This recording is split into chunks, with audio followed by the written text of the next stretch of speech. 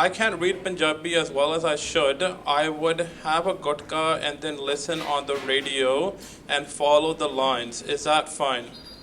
ठीक हैगा या जे असी पूरा चंगी तरह नहीं पढ़ सकते थे असी बस So I am a native English speaker, born in Canada. So my first language is English.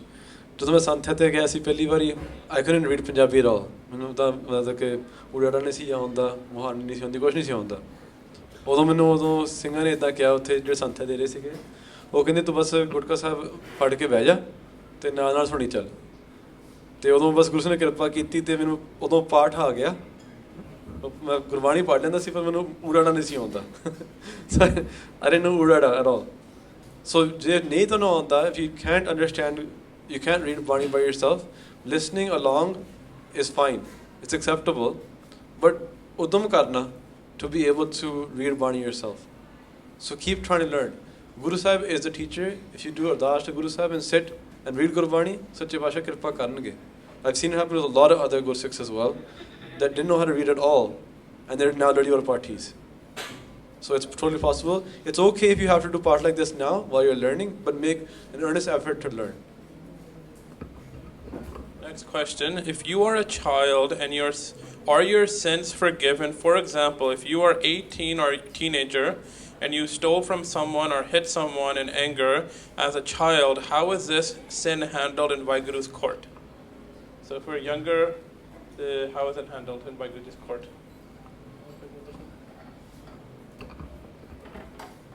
It's not about being young or old, it's about being knowledgeable. है ना, जे थानू पता भी sin है and still you do, then it's a paap.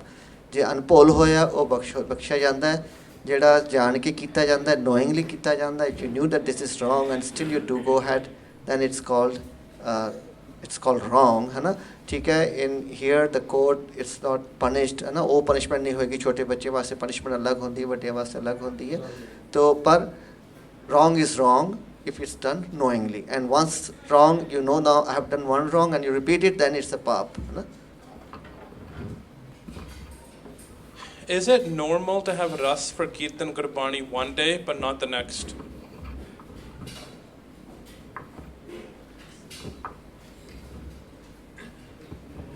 So if you want to compare Gurbani Ras to a worldly aspect of anything, so sometimes when there's people who do drugs and drink alcohol, and they come to a point where they drink so much that maybe they started out drinking 1 shot a day, and then they continue to a bottle, and after they don't get drunk as much.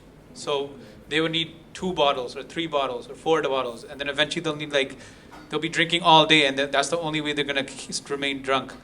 So the same way with the Barney is that when we jap naam, you'll come to a point where you get ras from Gurbani and it seems pleasant.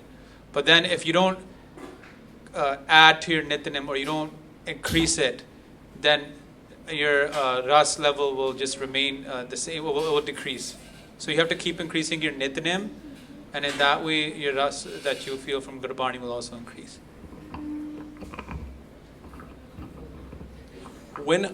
Why do I feel jealous when I see any Gursikh who has more qualities than me? What's the solution to this? Is this jealous for Change Gun good?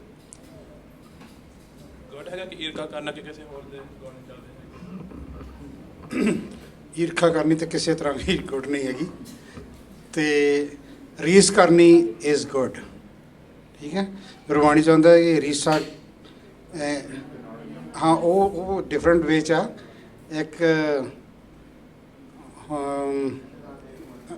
हाँ ये भी आ जाता कि ना देख मन चाह उठन का तो जिहड़ा हैगा ये सगों चंगी एक गल इस तरह है कि यू रियलाइज़ के कोई मेरे तो वड्डा आ, मेरे तो ज़्यादा क्वालिटी वाला आ, तो ਉਹਦੇ ਵਿੱਚ ਜੈਲਸ ਕਰਨ ਦੀ ਥਾਂ 'ਤੇ ਜੇ ਤੁਸੀਂ ਕਹੋ ਕਿ ਮੈਂ ਵੀ ਆਪਣੇ ਆਪ ਨੂੰ ਅਪਗ੍ਰੇਡ ਕਰ ਲਵਾਂ, ਇਹਦੇ ਬਰਾਬਰ ਕਰ ਦੇਵਾਂ, ਤਾਂ ਉਹ ਚੰਗਾ ਹੋਏਗਾ.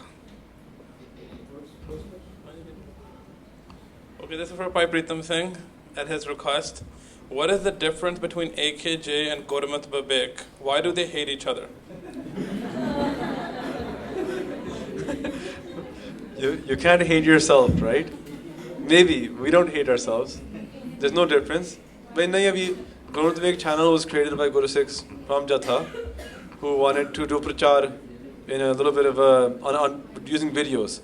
So it's nothing about it's natural to have separate groups, because over time you might develop some small differences, which is totally fine. Everybody has their own way of doing certain things, but we have no issues with each other. No, there's no enmity, no issues. Bahut pyara si asachi janne, we go to smagams, we came to smagam, right? So it's nothing like that. It's just that some Guru Sikhs come together, so we come together to do seva together in a certain way, and we've branded it as Guru Vivek because it's kind of accessible to the wider panth that way. Sare Guru Sikh. How to get rid of home when you learn something new, like singing Asa Di War on Vaja, good Kirtan. This home doesn't let me learn more. ਕਿ ਜਦੋਂ ਅਸੀਂ ਕੁਝ ਨਵਾਂ ਸਿੱਖਿਆ ਆ ਕਿ ਸਾਨੂੰ ਹੋਮੇ ਆਉਂਦੀ ਆ ਇਹ ਕਿਵੇਂ ਅਸੀਂ ਨੂੰ ਕਿਵੇਂ ਅਟੈਕ ਕਰਨਾ ਹੈ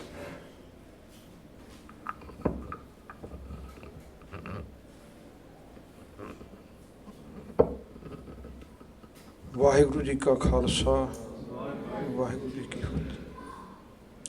ਅਸੀਂ ਚਾਹੇ ਨਵਾਂ ਸਿੱਖਿਆ ਹੋਵੇ ਤੇ ਚਾਹੇ ਪੁਰਾਣਾ ਸਿੱਖਿਆ ਹੋਵੇ, ਗੱਲ ਤੇ ਹਉਮੈ ਦੀ ਆ। ਪੁਰਾਣੇ ਨੂੰ ਵੀ ਆ ਸਕਦੀ, ਨਵੇਂ ਨੂੰ ਵੀ ਆ ਸਕਦੀ ਆ। ਪਰੰਤੂ ਮਸਕੀਨ ਜੀ ਦੀ ਮੈਂ ਇੱਕ ਦਿਨ ਗੱਲ ਸੁਣ ਰਿਹਾ ਸੀਗਾ ਤੇ ਉਹ ਕਹਿੰਦੇ ਕਿ ਉਹ ਫਕੀਰ ਉਧਰ ਦੇ ਇਰਾਨ ਦੇ ਫਕੀਰਾਂ ਦੀ ਬਹੁਤ ਗੱਲ ਸੁਣਾਉਂਦੇ ਹੁੰਦੇ ਆ। ਤੇ ਉਹ ਫਕੀਰ ਨੂੰ ਕਿਸੇ ਨੇ ਪੁੱਛਿਆ ਵੀ ਤੁਸੀਂ ਇੰਨੀ ਉੱਚੀ ਅਵਸਥਾ ਦੇ ਮਾਲਕ ਜੇ ਤੇ ਤੁਸੀਂ ਤੁਹਾਡੀ ਕੀ ਪ੍ਰਾਪਤੀ ਹੈ, ਤੁਸੀਂ ਦੱਸੋ, ਤੁਸੀਂ ਕੀ ਜਾਣਿਆ ਆ, ਰੱਬ ਬਾਰੇ ਤੁਸੀਂ ਕੀ ਜਾਣਿਆ ਆ? ਉਹ ਹੱਸ ਪਿਆ ਤੇ ਉਹਨੇ ਹੱਸਦੇ ਹੱਸਦੇ ਇੰਨਾ ਹੀ ਜਵਾਬ ਦਿੱਤਾ, ਕਹਿੰਦਾ ਮੈਂ ਜਾਣ ਕੇ ਇਹ ਜਾਣਿਆ ਕਿ ਮੈਂ ਕੁਝ ਨਹੀਂ ਜਾਣਦਾ। ਮੈਂ ਜਾਣ ਕੇ ਇਹ ਜਾਣਿਆ ਕਿ ਮੈਂ ਕੁਛ ਵੀ ਨਹੀਂ ਜਾਣਦਾ, ਕਿਉਂਕਿ ਪਰਮੇਸ਼ਰ ਬਹੁਤ ਵਾਸਟ ਆ ਤੇ ਜੇ ਮੈਂ ਉਹਦੇ ਵਿੱਚੋਂ ਇੱਕ ਕਿਣਕਾ ਪ੍ਰਾਪਤ ਕਰ ਲਿਆ ਹੋਗਾ ਤੇ ਮੇਰਾ ਉਹ ਕਿਣਕਾ ਕੋਈ ਮਾਇਨਾ ਨਹੀਂ ਰੱਖਦਾ, ਉਹ ਨਾ ਦੇ ਬਰਾਬਰ ਆ। ਇਸ ਕਰਕੇ ਜਿਹਨੂੰ ਵੀ ਕੁਛ ਜਾਣਿਆ, ਇਹ ਜਾਣਨ ਕਰਕੇ ਹਉਮੈ ਆਉਂਦੀ ਆ ਵੀ ਮੈਂ ਆ ਬਣ ਗਿਆ, ਮੈਂ ਕੀਰਤਨ ਗੁੱਡ ਕਰ ਲੈਣਾ, ਮੈਂ ਕਥਾ ਗੁੱਡ ਕਰ ਲੈਣਾ, ਮੈਂ ਸਾਰੇ ਕੁਐਸਚਨਾਂ ਦਾ ਜਵਾਬ ਦੇ ਦਿੰਦਾ, ਹੈ ਨਾ, ਮੈਂ ਵਧੀਆ ਸਿੰਗਰ ਹਾਂ, ਮੈਂ ਵਧੀਆ ਗੁਰਸਿੱਖ ਹਾਂ। ਅਤੇ ਅਸੀਂ, ਮੈਨੂੰ ਤਲਵਾੜਾ ਜੀ ਦੀ ਇੱਕ ਗੱਲ ਯਾਦ ਆ ਗਈ ਆ। ਇਹ ਜਿਹੜਾ ਤੁਹਾਡਾ ਸਵਾਲ ਹੈ ਮੇਰਾ ਸਵਾਲ ਸੀ ਕਦੀ। ਅਤੇ ਮੈਂ ਕਿਹਾ ਜੀ ਤਲਵਾੜਾ ਜੀ ਮੇਰਾ ਇੱਕ ਕੁਐਸਚਨ ਆ ਅਤੇ ਉਹ ਮੈਂ ਬੜਾ ਦੁਬਿਧਾ ਵਿੱਚ ਫਸਿਆ ਹੋਇਆ ਅਤੇ ਮੈਨੂੰ ਇਹ ਕਿਰਪਾ ਕਰਕੇ ਹੱਲ ਕਰੋ। ਮੈਂ ਕਿਹਾ ਕਈ ਵਾਰ ਅਸੀਂ ਸੋਚਦੇ ਹਾਂ ਕਿ ਅਸੀਂ ਅੰਮ੍ਰਿਤ ਵੇਲੇ ਉੱਠ ਖਲੋਤੇ ਹਾਂ, ਹੈ ਨਾ, ਅਤੇ ਇੱਕ ਸਾਡਾ ਸਾਥੀ ਜਿਹੜਾ ਉਹ ਲਾਗੇ ਸੁੱਤਾ ਪਿਆ ਆ, ਉਹ ਘਰਾੜੇ ਮਾਰ ਰਿਹਾ ਆ, ਅਤੇ ਅਸੀਂ ਸੋਚਦੇ ਹਾਂ ਕਿ ਉਹ ਸੁੱਤਾ ਆ ਅਤੇ ਮੈਂ ਜਾਗਦਾ ਆ।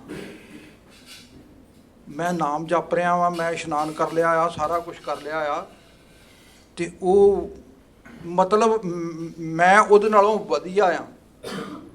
ਮੇਰਾ ਕਹਿਣ ਦਾ ਭਾਵ ਸੀ ਮੈਂ ਚੰਗਾ ਵਾ, ਮੇਰਾ ਗ੍ਰੇਡ ਉੱਚਾ ਆ ਉਹਦੇ ਨਾਲੋਂ, ਕਿਉਂਕਿ ਉਹ ਸੁੱਤਾ ਪਿਆ, ਮੈਂ ਨਾਮ ਜਪ ਰਿਹਾ, ਮੈਂ ਇਸ਼ਨਾਨ ਕਰ ਲਿਆ।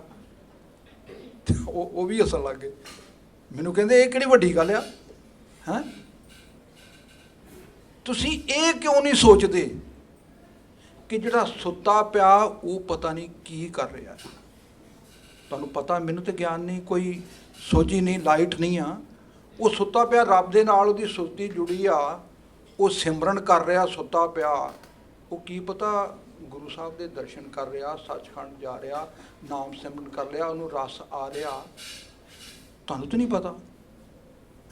ਤੁਸੀਂ ਇਹ ਸੋਚੋ ਕਿ ਜਿਹੜਾ ਸੁੱਤਾ ਪਿਆ ਉਹ ਸੁੱਤਾ ਨਹੀਂ ਪਿਆ, ਉਹ ਪਰਮੇਸ਼ਰ ਦੇ ਨਾਲ ਉਹਦੀ ਸੁਰਤੀ ਜੁੜੀ ਆ। ਇਹ ਵਧੀਆ ਤਰੀਕਾ ਆ। ਅਸੀਂ ਕਿਸੇ ਨੂੰ ਵੀ ਡੀਗ੍ਰੇਡ ਕਰਨ ਦੀ ਬਜਾਏ ਆਪਣੇ ਆਪ ਨੂੰ ਇਹ ਸਾਨੂੰ ਨੀਵਾਂ ਕਰਨਾ ਚਾਹੀਦਾ ਕਿ ਮੈਂ ਭਾਵੇਂ ਜਾਗਦਾ, ਮੇਰੇ ਮਨ 'ਚ ਇਹ ਸਵਾਲ ਕਿਉਂ ਆਉਂਦਾ ਉਹ ਸੁੱਤਾ, ਫਿਰ ਮੇਰੀ ਸੁਰਤੀ ਕਿੱਥੇ ਗਈ ਆ? ਮੇਰੀ ਸੁਰਤੀ ਨਾਮ ਵਿੱਚ ਨਹੀਂ ਹੈ, ਮੇਰੀ ਸੁਰਤੀ ਤੇ ਉਹਦੇ ਔਗਣ ਫੋਲਣ ਦੇ ਉੱਤੇ ਆ। ਦੂਸਰੇ ਵੱਲ ਇਸ ਤਰ੍ਹਾਂ ਉਂਗਲ ਕਰੀਏ ਤੇ 3 ਉਂਗਲਾਂ ਆਪਣੇ ਵੱਲ ਹੁੰਦੀਆਂ ਆ।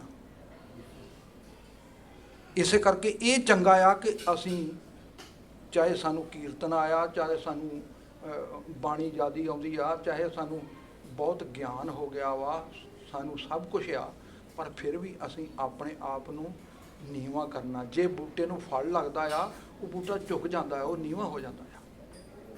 ਨਿਵੇਂ ਸੋ ਗੌਰਾ ਹੋਏ। ਇਸ ਕਰਕੇ ਸਾਨੂੰ ਇਹ ਦੂਜਿਆਂ ਦੇ ਬਾਰੇ ਨਹੀਂ ਸੋਚਣਾ ਚਾਹੀਦਾ। ਵਾਹਿਗੁਰੂ ਜੀ ਕਾ ਖਾਲਸਾ, ਵਾਹਿਗੁਰੂ ਜੀ ਕੀ ਫਤਿਹ। How can we eat and talk less?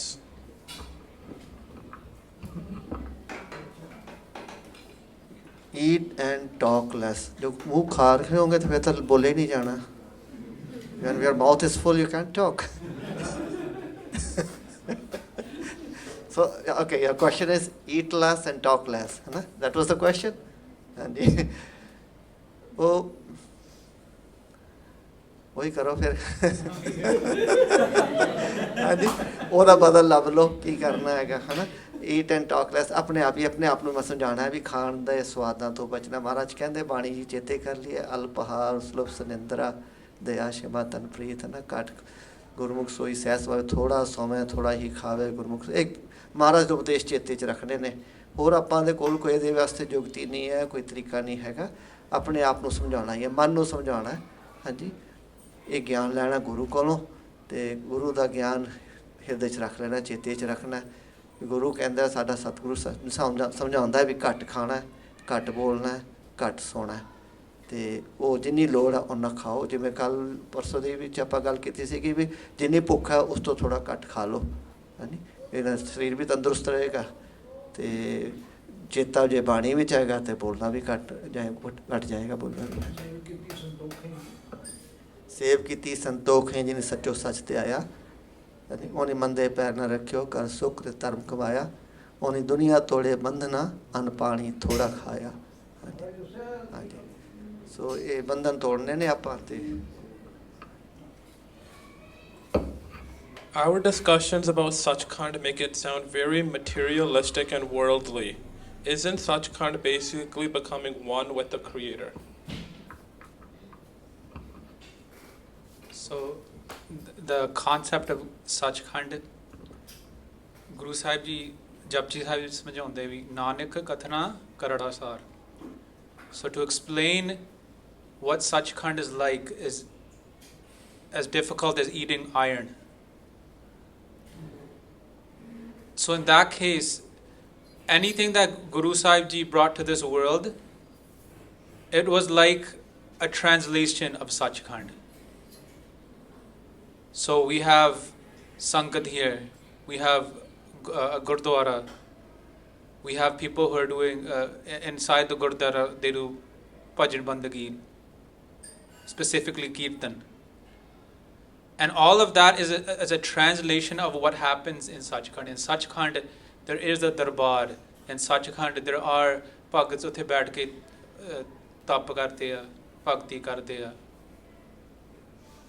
But the only way, there was no way that Guru Sahib Ji could fully translate that to this world, because it's the whole concept of Sachkhand is in a way that's undescribable, and it's not understandable until you actually experience it and go there. But the first stepping stone is that we have to complete our mission on this life, and then anytime Guru Sahib Ji did have to explain things to us, he explains it in anything that we would understand, right? Because if we didn't have that, we can only understand by what we know. So that's why in Asa Diwar, Guru Sahib Ji explains Bhagat de Rahman Paam de Darsohan Kirat de Kham de. So in Sachkhand, there's Bhagats there, and they're doing their bhakti and they're doing kirtan, but they're doing it in a way that we could never understand. But that's the best way that Guru Sahib Ji could explain to us.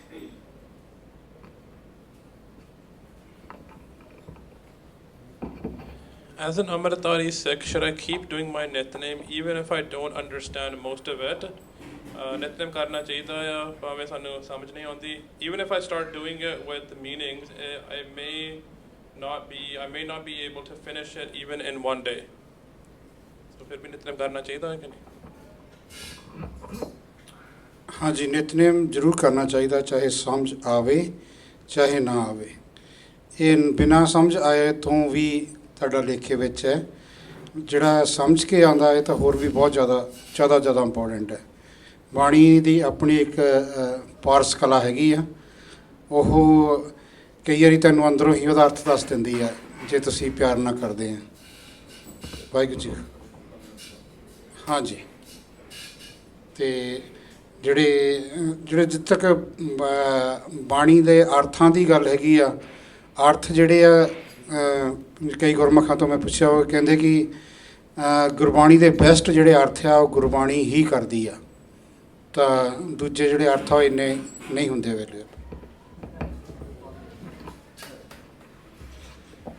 ਦੋ ਚੀਜ਼ਾਂ ਨੇ, ਇੱਕ ਹੈਗਾ ਨਿਤਨੇਮ ਕਰਨਾ, ਇੱਕ ਗੁਰਬਾਣੀ ਨੂੰ ਸਮਝਣਾ. ਠੀਕ ਹੈ ਜੀ.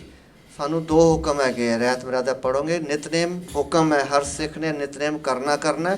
ਦੂਜਾ ਹੁਕਮ ਹੈ, ਹਰ ਸਿੱਖ ਨੇ ਸਹਿਜ ਪਾਠ ਨਾਲ ਰੱਖਣਾ ਹੈ, ਗੁਰਬਾਣੀ ਦਾ ਅਭਿਆਸ ਕਰਨਾ. ਗੁਰਬਾਣੀ ਮਹਾਰਾਜ ਕਹਿੰਦੇ ਨੇ ਗੁਰਬਾਣੀ ਸਤ ਸਰੂਪ ਹੈ, ਗੁਰਬਾਣੀ ਬਣੀ ਹੈ. ਅਸੀਂ ਗੁਰਬਾਣੀ ਵਰਗਾ ਬਣਨਾ, ਗੁਰਬਾਣੀ ਜੀਵਨ ਵਿੱਚ ਧਾਰਨ ਕਰਨੀ ਹੈ. ਉਹਦੇ ਵਾਸਤੇ ਸਾਨੂੰ ਉਹ ਅਭਿਆਸ ਨਾਲ ਚੱਲਣਾ ਹੈ. ਠੀਕ ਹੈ. ਸੋ ਇਹ ਇੱਕ ਹੁਕਮ ਹੋ ਗਿਆ, ਇੱਕ ਸਿੱਖ ਦੀ ਆਈਡੈਂਟੀਟੀ. ਜਿਵੇਂ ਸਾਨੂੰ ਆਈਡੈਂਟੀਟੀ ਦਿੱਤੀ ਹੈ ਬਾਹਰਲੀ, ਇੱਕ ਸਾਨੂੰ ਜਿਹੜਾ ਜੀਵਨ ਰੋਜ਼ ਦੀ ਕਿਰਿਆ ਵਾਸਤੇ ਸਾਨੂੰ ਹੁਕਮ ਹੈਗਾ ਨਿਤਨੇਮ ਕਰਨਾ. ਉਹ ਹੁਕਮ ਅਸੀਂ ਮਹਾਰਾਜ ਦਾ ਮੰਨਣਾ.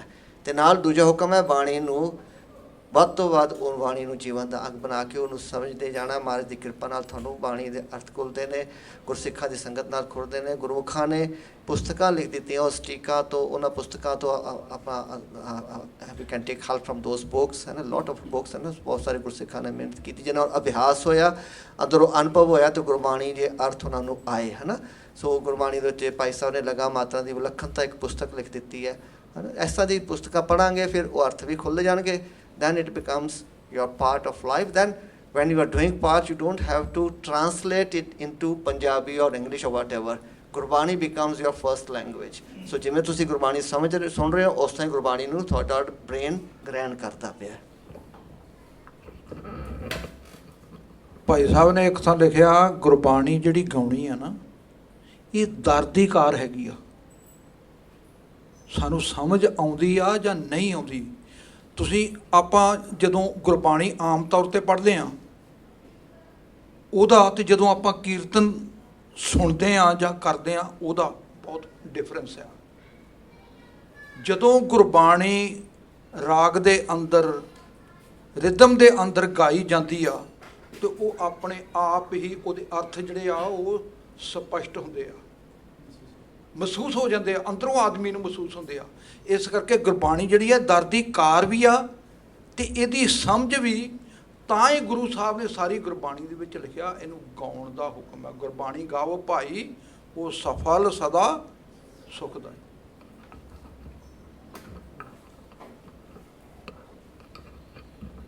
ਬਾਜਰਕਰਾਤ ਤੋਂ ਆਪਾਂ ਨੂੰ ਮਾਫੀ ਮਿਲਦੀ ਹੈ ਜਾਂ ਨਹੀਂ? This is a very important question. Question is, can you get Mafi for Bajirkrat? Yes, it's possible to get Mafi for Bajirkrat.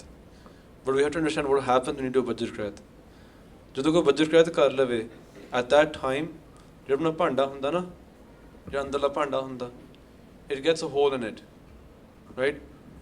And the hole, it can be fixed, it can be ਟਾਂਕਾ ਲੱਗ ਸਕਦਾ, but it won't be the same ਭਾਂਡਾ. ਕੱਪੜਾ ਪਾਟਿਆ ਹੋਇਆ, ਉਹ just ਸਿਉਣ ਲਾ ਸਕਦੇ, ਪਰ it can't be the same ਕੱਪੜਾ as before. So the same thing happens here. ਜੇ ਗੁਰੂ ਸਾਹਿਬ ਤੁਹਾਨੂੰ ਮਾਫ ਕਰ ਦੇਣ, ਪਹਿਲੀ ਗੱਲ ਆ ਬਹੁਤ ਔਖੀ ਮਾਫੀ ਮਿਲਦੀ ਆ ਬਜਰਕਰਾਤ ਕਰਕੇ. ਜੇ ਕੋਈ ਬਜਰਕਰਾਤ ਕਰ ਲਵੇ, ਉਹਨੂੰ ਦੁਬਾਰਾ ਅੰਮ੍ਰਿਤ ਛਕਣਾ ਪੈਂਦਾ. ਜੇ ਗੁਰੂ ਸਾਹਿਬ ਉਹਨੂੰ ਮਾਫ ਕਰਕੇ ਅੰਮ੍ਰਿਤ ਛਕਾ ਦੇਣ ਤਾਂ it's not a right. ਪੰਜ ਪਿਆਰੇ will decide that. Guru Sahib will decide that whether he wants to give you Amrit again or not. Then ਤੁਹਾਨੂੰ ਦੁਬਾਰਾ ਅੰਮ੍ਰਿਤ ਛਕਾਉਂਦੇ ਨੇ. ਜੇ ਕਿਸੇ ਨੇ ਬਜਰਕਰਾਤ ਕਰ ਲਈ ਤਾਂ ਇਹਦੇ ਲੌਂਗ ਟਰਮ ਇਫੈਕਟ ਵੀ ਹੈਗੇ ਨੇ. ਹਾਂਜੀ, ਤੁਸੀਂ ਦੁਬਾਰੇ ਸਿੱਖ ਬਣ ਸਕਦੇ ਹੋ, ਤਨਖਾਹ ਲੱਗਦੀ ਆ, ਉਹ ਤਨਖਾਹ ਜੇ ਪੂਰੀ ਕਰ ਲਈ ਫਿਰ ਮਾਫੀ ਮਿਲਦੀ ਆ. ਅੰਮ੍ਰਿਤ ਛਕ ਕੇ ਜੇ ਤੁਸੀਂ ਮੈਂ ਦੁਬਾਰੇ ਛਕ ਲਿਆ ਬਜਰਗਤ ਕਰਕੇ ਪਰ ਤਨਖਾਹ ਨਹੀਂ ਪੂਰੀ ਕੀਤੀ, ਫਿਰ ਮਾਫੀ ਨਹੀਂ ਮਿਲਣੀ। ਉਹ ਪਾਪ ਫਿਰ ਵੀ ਸਿਰ 'ਤੇ ਹੈ। ਤਨਖਾਹ ਜਦੋਂ ਪੂਰੀ ਕਰ ਲਈ ਗੁਰੂ ਸਾਹਿਬ ਮਾਫ ਕਰ ਸਕਦੇ ਨੇ, ਕਰ ਦਿੰਦੇ ਨੇ, ਪਰ ਉਹ ਸਿੱਖ ਪੂਰਨ ਪ੍ਰਾਪਤੀ ਨਹੀਂ ਕਰ ਸਕਦਾ। ਇੱਕ ਵਾਰੀ ਜੇ ਟਾਂਕਾ ਲੱਗ ਗਿਆ ਉਹ ਸੇਮ ਭਾਂਡਾ ਨਹੀਂ ਹੁੰਦਾ। You can't reach the same spiritual level as Gurmukhs who have never done a Bajirkrat before. It's different.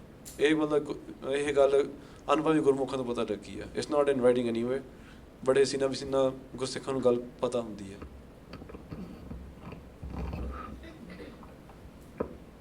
ਇਹ ਤੇ ਸਵਾਲ ਹੈਗਾ ਵੀ ਬਜਰਕਰੈਤ ਉਹਨੇ ਕੀਤੀ ਕਿਹੜੀ ਆ ਤੇ ਉਹਦਾ ਕਾਰਨ ਕੀ ਆ।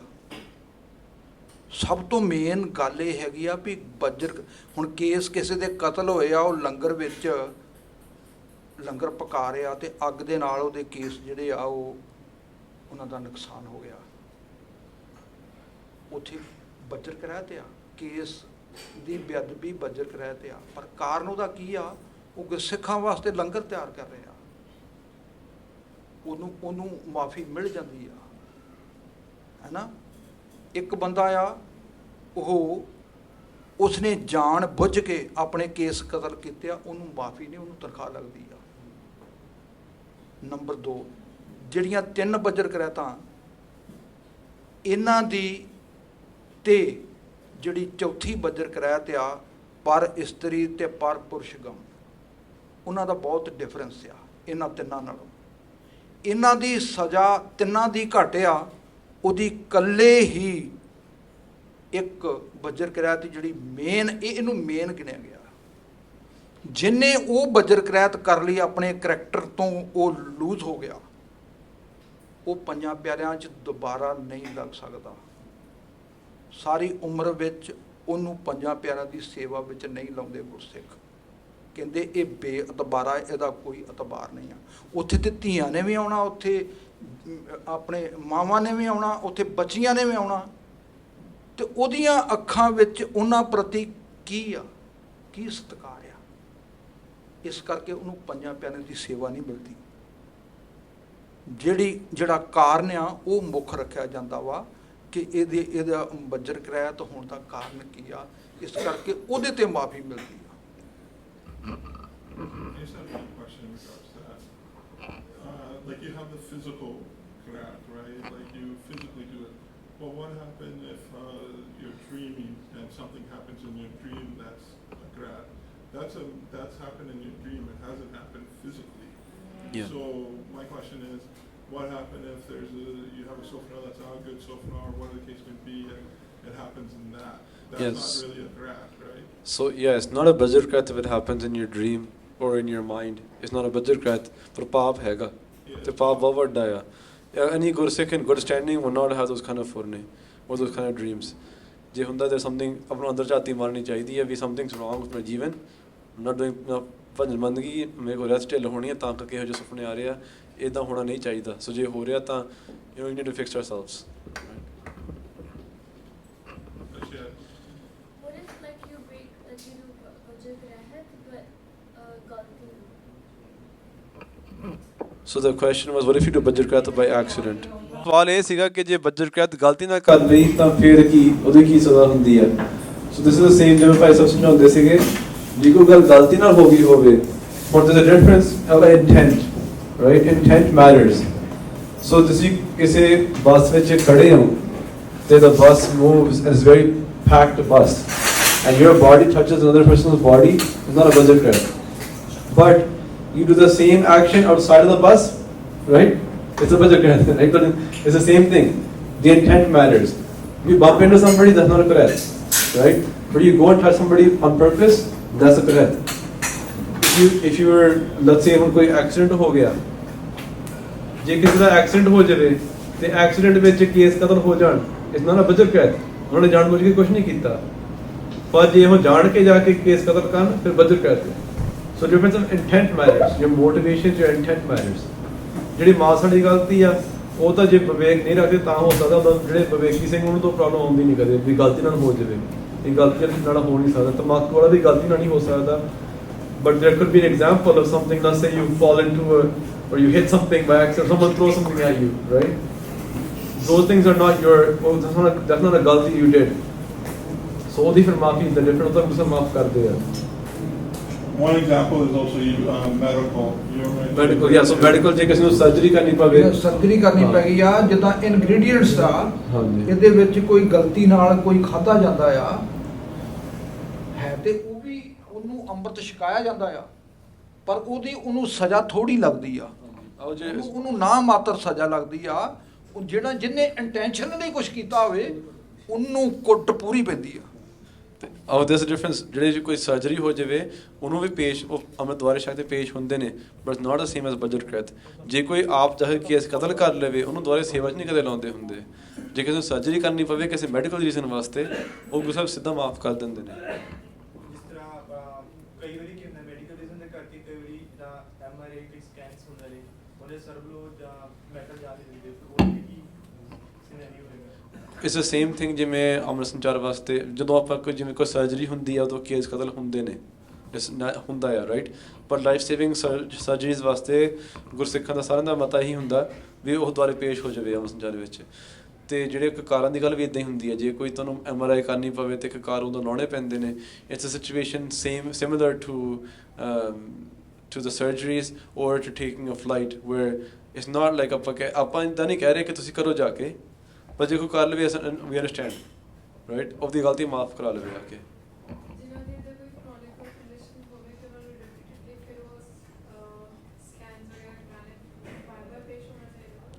ਜਦੋਂ ਇਹ ਸਮੱਸਿਆ ਖਤਮ ਹੋ ਜਾਵੇ ਉਦੋਂ ਪੇਸ਼ ਹੋ ਜਾਵੇ ਉਹ ਤਾਂ ਗੁਰੂ ਸਾਹਿਬ ਤੋਂ ਮਾਫੀ ਮੰਗੀ ਚੱਲੇ ਅਤੇ ਸੱਚੇ ਪਾਤਸ਼ਾਹ ਤੋਂ ਗੁਰੂ ਸਾਹਿਬ ਦੀ ਕਿਰਪਾ ਮੰਗਣ ਕਿ ਛੇਤੀ ਠੀਕ ਕਰਨ ਗੁਰੂ ਸਾਹਿਬ ਕਿ ਗੁਰੂ ਸਾਹਿਬ ਨੇ ਠੀਕ ਕਰਨਾ ਹੈ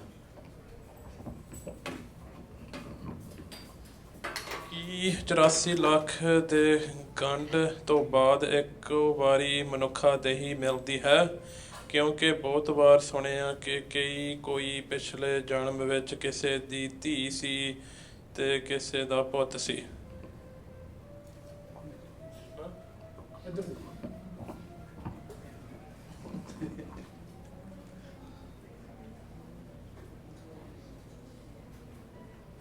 ਕਿ 84 ਲੱਖ ਦੇ ਗੇੜ ਤੋਂ ਬਾਅਦ ਹਾਂਜੀ ਗੇੜ ਤੋਂ ਬਾਅਦ ਹਾਂਜੀ ਮਨੁੱਖਾ ਦੇਹੀ ਮਿਲਦੀ ਹੈ ਕਿਉਂਕਿ ਬਹੁਤ ਵਾਰੀ ਸੁਣਿਆ ਹੈ ਕਿ ਕੋਈ ਪਿਛਲੇ ਜਨਮ ਵਿੱਚ ਕਿਸੇ ਦੀ ਧੀ ਸੀ ਕਿਸੇ ਦਾ ਪੁੱਤ ਸੀ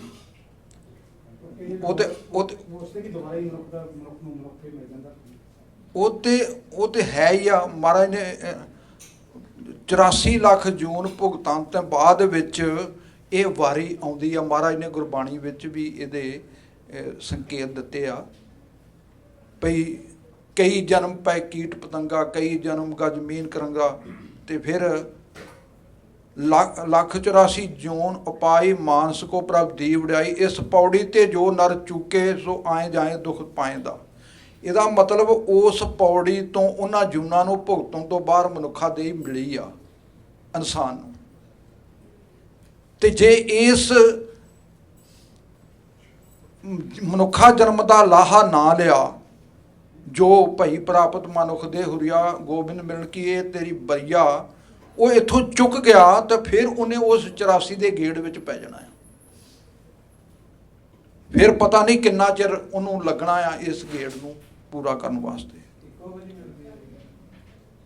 ਇੱਕੋ ਵਾਰੀ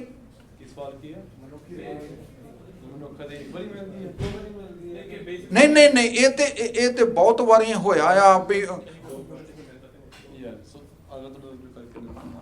ਸੋ ਜਿਵੇਂ ਭਾਈ ਸਾਹਿਬ ਦੱਸ ਰਹੇ ਸੀਗੇ it's not that if someone dies they have to go through every single June before they come back to human body right the reason is you are judged upon your karmas and given punishment according to that so it's not that ਇਹ ਗੱਲ ਮਤਲਬ ਗੁਰਮੁਖ ਤੋਂ ਪਤਾ ਲੱਗੀ ਸੀਗੀ ਕਿ ਹਰੇਕ ਦੀ ਸਜ਼ਾ ਡਿਫਰੈਂਟ ਹੁੰਦੀ ਆ and sometimes people are put into more junior some less ਕਈਆਂ ਨੂੰ ਰਾਈਟ ਵੇ ਦੁਆਰਾ ਜਨਮ ਮਿਲ ਜਾਂਦਾ ਹੈ ਹਿਊਮਨ ਬਾਡੀ ਵਾਰ-ਵਾਰ ਹਿਊਮਨ ਬਾਡੀ ਵਿੱਚ ਜਿਹੜੇ ਆਪਾਂ ਦੇਖੋ ਆਪਾਂ ਹੁਣ ਅੰਮ੍ਰਿਤ ਛਕਿਆ ਜਥੇ 'ਚ ਪੇਸ਼ ਹੋਏ ਆ ਨਾ ਮਤਲਬ ਕਿ ਸਾਰਾ ਕੁਛ ਪਤਾ ਆਪਾਂ ਨੂੰ ਗੁਰੂ ਸਾਹਿਬ ਬਾਰੇ ਪਤਾ ਆ ਰਾਈਟ ਆਪਾਂ ਰਹਿਤ ਰੱਖ ਰਹੇ ਹਾਂ ਇੱਦਾਂ ਨਹੀਂ ਹੋ ਸਕਦਾ ਕਿ ਅਸੀਂ ਕੁੱਤੇ ਬਿੱਲਿਆਂ ਤੋਂ ਆਏ ਹਾਂ okay we've had many human lives before it's a progression ਜੇ ਕੋਈ ਤਾਂ ਵੀ ਅੰਮ੍ਰਿਤਧਾਰੀ ਗੁਰਸਿੱਖ ਰਹਿਤ ਰੱਖ ਰਿਹਾ ਹੈ ਨਾ last life they were most probably human You can't come from animals straight into knowing all this, ਕਿਉਂਕਿ ਉਹ ਜਿਹੜੀ ਆਦਤਾਂ ਨਾਲ ਤੁਰਦੀਆਂ ਹੁੰਦੀਆਂ ਨੇ ਜਿਹੜੇ ਕਿਉਂਕਿ ਵੀ ਓਨਲੀ ਗੈਟ ਦਿਸ, ਇਹ ਰਹਿਤ ਮਿਲਦੀ ਆ ਇੱਥੇ ਸੇਵਾ ਕਰਕੇ, ਲੋਕਾਂ ਦੀ ਚੰਗੀ ਸੇਵਾ ਕਰਕੇ, ਭਲੇ ਪੁਰਸ਼ਾਂ ਦੀ ਸੇਵਾ ਕਰਕੇ ਤਾਂ ਸਿੱਖੀ ਮਿਲਦੀ ਆ, ਕੋਈ ਬਾਹਲੇ ਚੰਗੇ ਕਰਮ ਕਰਕੇ, right? It's not that easy ਵੀ ਤੁਸੀਂ ਵੀ ਜਿਹੜਾ ਕੋਈ ਨਰਕਾਂ 'ਚ ਭੋਗ ਕੇ ਸਿੱਧਾ ਆ ਕੇ ਦੱਸ ਵੀ ਤਿਆਬਦਾਰ ਸਿੰਘ ਬਣ ਜਾਊਗਾ, ਇੱਦਾਂ ਨਹੀਂ ਹੁੰਦਾ, ਸਮਾਂ ਲੱਗਦਾ ਹੁੰਦਾ। ਇਸ ਤਰ੍ਹਾਂ ਹੀ ਹੁੰਦਾ ਕਿ ਜੇ ਮੈਂ ਗਲਤ ਨਾ ਦੱਸਿਓ ਕਿ ਗੁਰਬਾਣੀ ਕਹਿੰਦੇ ਕਿ ਜਦੋਂ ਗੁਰੂ ਸਾਹਿਬ ਦੇ ਦਰਸ਼ਨ ਹੋਏ ਫਿਰ ਮਨੁੱਖਾ ਦੇਹੀ ਮਿਲੀ। ਨਹੀਂ, ਸੋ ਇਹ ਪੰਕਤੀ ਆਮ ਕਰਕੇ ਇਹ ਪੰਕਤੀ ਤਾਂ ਕੋਲੋਂ ਹੀ ਕੋਟ ਕਰਦੇ ਹੁੰਦੇ ਆ, ਤਵੇ ਮਨਸ ਦੇਹੀ ਭਾਈ, ਗੁਰਸੇਵਾ ਤੇ ਹਾਂ, ਕਮਾਈ ਤਾਵੇ ਇਹ ਮਾਨਸ ਦੇਹੀ ਭਾਈ, ਸੋ ਦੇਹੀ ਕੋ ਸਿਮਰੇ ਦੇਵ ਸੋ ਦੇਹੀ ਭਜ ਹਰ ਕੀ ਸੇਵ। ਹਰ ਕੀ ਸੇਵ। ਸੋ ਇਹਦੇ ਅਰਥ ਮਨੁੱਖਾ ਦੇਹੀ ਤੇ ਮਿਲ ਜਾਂਦੀ ਆ, ਬਾਰ-ਬਾਰ ਵੀ ਮਿਲ ਜਾਂਦੀ ਆ, ਜਿਹੜੀ ਗੁਰਸਿੱਖੀ ਆ ਇਹ ਪਤਾ ਨਹੀਂ ਸਾਨੂੰ ਕਦੋਂ ਮਿਲਦੀ। ਇਹ ਜਿਹੜੇ ਪੰਕਤੀ ਦੇ ਅਰਥ ਆਮ ਕਰਕੇ ਨਾ ਬਾਰ-ਬਾਰ ਗੁਰਸਿੱਖੀ ਮਿਲਣੀ ਆ ਕਿ ਨਹੀਂ ਮਿਲਣੀ, ਹਾਂਜੀ, ਇਹ ਵੀ ਕੋਈ ਪਤਾ ਨਹੀਂ। ਪਰ ਭਾਈ ਫੌਜਾ ਸਿੰਘ ਜੀ ਉਹ ਆਪ ਦੱਸਦੇ ਹੁੰਦੇ ਸੀਗੇ ਕਿ ਮੈਂ ਪਹਿਲਾਂ ਲੋਹਗੜ੍ਹ ਦੇ ਕਿਲ੍ਹੇ ਵਿੱਚ ਸ਼ਹੀਦ ਹੋਇਆ। ਇੱਕ ਜਗ੍ਹਾ ਉਹਨਾਂ ਨੇ ਹੋਰ ਦੱਸੀ ਕਿ ਬਾਬਾ ਦੀਪ ਸਿੰਘ ਦੇ ਜਥੇ ਦੇ ਵਿੱਚ ਵੀ ਅਸੀਂ ਸੇਵਾ ਨਿਭਾਈ ਆ, ਤੇ ਹੁਣ ਫਿਰ ਸਾਡਾ ਜਿਹੜਾ ਵਾ ਜਿਹੜਾ ਸਰੀਰ ਆ ਇਹ ਫਿਰ ਸ਼ਹੀਦੀ ਦੇ ਵਿੱਚ ਲੱਗਣਾ ਆ। ਇਹਦਾ ਮਤਲਬ 3 ਉਹਨਾਂ ਦੀਆਂ ਹੋ ਗਈਆਂ, ਬਾਰ-ਬਾਰ ਹੋ ਗਈ ਨਾ, 3 ਵਾਰੀ ਉਹਨਾਂ ਨੂੰ ਇਹ ਸ਼ਹੀਦੀ ਦਾ ਜਾਮਾ ਮਿਲਿਆ ਆ। ਇਹ ਭਾਈ ਸਾਹਿਬ ਨੇ ਵੀ ਭਗਤ ਸਿੰਘ ਨਾਲ ਜਦੋਂ ਮੁਲਾਕਾਤ ਹੋਈ ਆ ਤੇ ਭਗਤ ਸਿੰਘ ਨੂੰ ਵੀ ਕਿਹਾ ਸੀ ਭਾਈ ਸਾਹਿਬ ਨੇ ਕਿ ਤੂੰ ਦੁਬਾਰਾ ਜਨਮ ਲੈਣਾ ਆ, ਜਿਹੜਾ ਤੇਰਾ ਮਿਸ਼ਨ ਅਧੂਰਾ ਰਹਿ ਗਿਆ ਉਹਨੂੰ ਪੂਰਾ ਕਰਨ ਵਾਸਤੇ। ਤੂੰ ਹੁਣ ਨਾਸਤਿਕ ਸੀਗਾ ਪਹਿਲੇ, ਹੁਣ ਤੂੰ ਆਸਤਿਕ ਬਣਿਆ, ਤੇ ਤੂੰ ਆਪਣੇ ਮਨ ਵਿੱਚ ਇਹ ਰੱਖਣੀ ਆ ਕਿ ਮੈਂ ਇਹ ਸੇਵਾ ਨਿਭਾਉਣੀ ਆ, ਪੂਰੀ ਤੋੜ ਚਾੜਨੀ ਆ ਜੋ ਮੇਰੇ ਮਨ ਵਿੱਚ ਆ, ਤੇ ਉਹਦੇ ਵਾਸਤੇ ਤੈਨੂੰ ਜਨਮ ਮਿਲਣਾ ਆ। ਇਹ ਭਾਈ ਸਾਹਿਬ ਨੇ ਵੀ ਕੋਟ ਕੀਤਾ। ਇਹਦਾ ਮਤਲਬ ਕੀ ਹੋਇਆ ਕਿ ਸਾਨੂੰ ਮਨੁੱਖਾ ਦੇਹੀ ਦੁਬਾਰਾ ਮਿਲ ਜਾਂਦੀ ਹੈ। ਜਿਹੜੀ ਇਹ ਇੱਦਾਂ ਹੁੰਦਾ ਨਾ ਵੀ every single person is judged upon their karmas, ਤੇ ਪਨਿਸ਼ਮੈਂਟ ਉਸ ਸਾਨੂੰ ਮਿਲਦੀ ਆ। ਸੋ ਕਈਆਂ ਨੂੰ 84 ਸਾਰੇ ਭੋਗਣੀ ਪੈਂਦੀ ਆ, ਕਿੰਨੇ ਜਨਮਾਂ 'ਚ ਉਸੇ ਫਿਰਦੇ ਰਹਿੰਦੇ ਨੇ, ਕਈ ਨੂੰ ਦੁਆਰਾ ਮਨੁੱਖਾ ਦੇਹੀ ਮਿਲ ਜਾਂਦੀ ਹੈ। ਸੋ ਉੱਥੇ ਤਾਂ ਗੁਰੂ ਸਾਹਿਬ ਦੀ ਮਰਜ਼ੀ ਹੁੰਦੀ ਹੈ। ਜਿਹੜੀ ਪੰਕਤੀ ਸੀਗੀ ਜਦ ਇਹ ਟੱਚ ਕਰਨਾ ਚਾਹੁੰਦਾ ਸੀਗਾ, ਗੁਰ ਸੇਵਾ ਤੇ ਭਗਤ ਕਮਾਈ ਤਾਬੇ ਮਾਨਸ ਦੇਹੀ ਪਾਈ। ਇਹਦੇ ਅਰਥ ਆਮ ਕਰਕੇ ਇੱਦਾਂ ਕਰਦੇ ਨੇ ਵੀ ਪਹਿਲਾਂ ਗੁਰੂ ਸਾਹਿਬ ਦੀ ਸੇਵਾ ਕੀਤੀ ਤਾਂ ਸਾਨੂੰ ਇਹ ਮਨੁੱਖ ਦੇਹੀ ਮਿਲ ਗਈ, ਪਰ ਇਹ ਅਰਥ ਸਹੀ ਨਹੀਂ ਲੱਗਦੇ।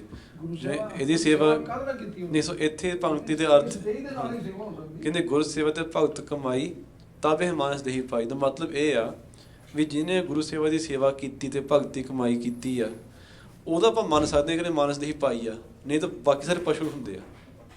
ਤੇ ਤਾਂ ਹੀ ਬਲਕਿ saying you only a human if you do this what earth is you only, ਅਸੀਂ ਤਾਂ ਹੀ ਮੰਨਾਂਗੇ ਕਿ ਤੂੰ ਹਿਊਮਨ ਦੇਹੀ ਪਾਈ ਆ, ਨਹੀਂ ਤਾਂ ਐਵੇਂ ਪਸ਼ੂ ਉੱਦਾਂ ਸਰੀਰ ਹੈਗਾ ਮਨੁੱਖਾ ਪਰ ਹੈ ਤਾਂ ਪਸ਼ੂ ਆ, ਫਿਰ ਤਾਂ ਗਵਾਹੀ ਆ। ਪਾਈ ਦਾ ਮਤਲਬ ਇਹੀ ਹੈ ਕਿ ਗੁਰਸੇਵਾ ਭਗਤ ਕਮਾ ਰਹੇ ਨੇ, ਤੇ ਫਿਰ ਆਪਾਂ ਮੰਨ ਸਕਦੇ ਹਾਂ ਕਿ ਉਹਨਾਂ ਨੇ ਜਿਹੜੇ ਕਮਾ ਰਹੇ ਨੇ ਉਹਨਾਂ ਨੇ ਅਸਲ ਵਿੱਚ ਇਹ ਦੇਹੀ ਕਮਾਈ ਪਾਈ ਆ, ਦੇ ਰਾਸ਼ੀ ਅਬਟੇਨ ਦ ਦੇਹੀ, ਤੇ ਉਹ ਸੱਚੀ ਮਨੁੱਖ ਨੇ, ਬਾਕੀ ਸਾਰੇ ਪਸ਼ੂ ਨੇ, ਡੰਗਰ ਸਾਰੇ। ਹਾਂਜੀ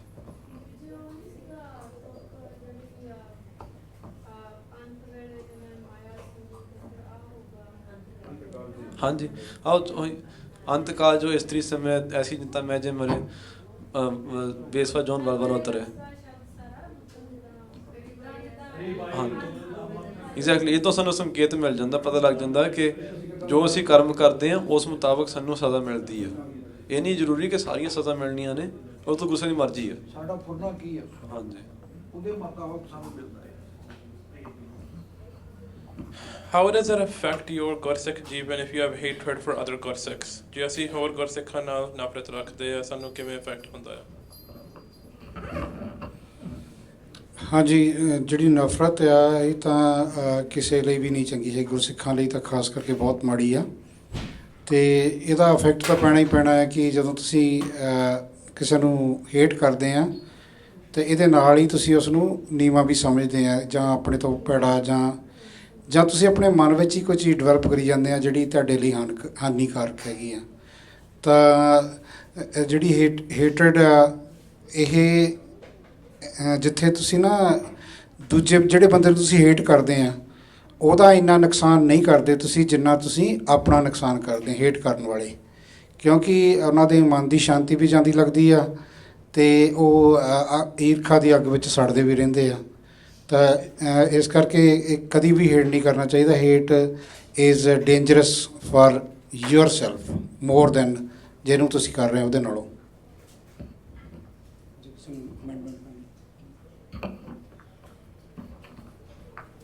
ਜਿਨ੍ਹਾਂ ਨੇ ਸਾਡੇ ਨਾਲ ਵਰਕਸ਼ਾਪ ਕੀਤੀ ਆ ਉਹਨਾਂ ਨੂੰ ਪਤਾ, ਆਪਾਂ ਸਵੇਰੇ ਵੀ ਇਸੇ ਟੌਪਿਕ 'ਤੇ ਪਰ ਕਾ ਬੁਰਾ ਨਾ ਰੱਖੋ ਚੀਤ ਤੁਮ ਕੋ ਦੁੱਖ ਨਹੀਂ ਭਾਈ ਮੀਤ। ਇਹਦਾ ਮਤਲਬ ਇਹ ਹੋਇਆ ਜੇ ਅਸੀਂ ਕਿਸੇ ਨਾਲ ਹੇਟ ਕਰਦੇ ਹਾਂ, ਕਿਸੇ ਦਾ ਬੁਰਾ ਚਿਤਵਦੇ ਹਾਂ ਮਨ ਵਿੱਚ, ਅਜੇ ਕਰਨਾ ਤਾਂ ਕਿਸੇ ਪਾਸੇ ਰਹਿ ਗਿਆ, ਜੇ ਅਸੀਂ ਮਨ ਵਿੱਚ ਵੀ ਚਿਤਵਦੇ ਹਾਂ ਤਾਂ ਉਹਦੀ ਸਾਨੂੰ ਸਜ਼ਾ ਮਿਲਣੀ ਆ। ਇਸ ਕਰਕੇ ਸਾਨੂੰ ਇਹ ਨਹੀਂ ਕਰਨਾ ਚਾਹੀਦਾ, ਕਿਸੇ ਦੇ ਨਾਲ ਹੇਟ ਨਹੀਂ ਕਰਨੀ ਚਾਹੀਦੀ। ਦੂਸਰੀ ਗੱਲ ਕਿ ਸਾਰਿਆਂ ਵਿੱਚ ਅਸੀਂ ਤੇ ਸੁਖਮਨੀ ਸਾਹਿਬ ਦੀ ਪੰਕਤੀ ਆ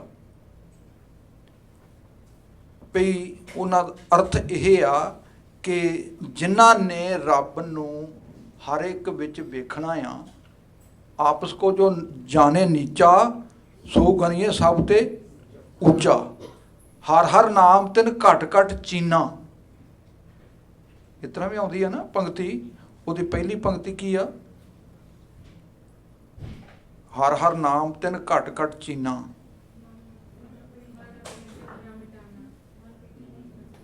ਨਹੀਂ, ਇਹ ਨਹੀਂ ਹੈ। ਉਹਦਾ ਮਤਲਬ ਇਹੀ ਆ,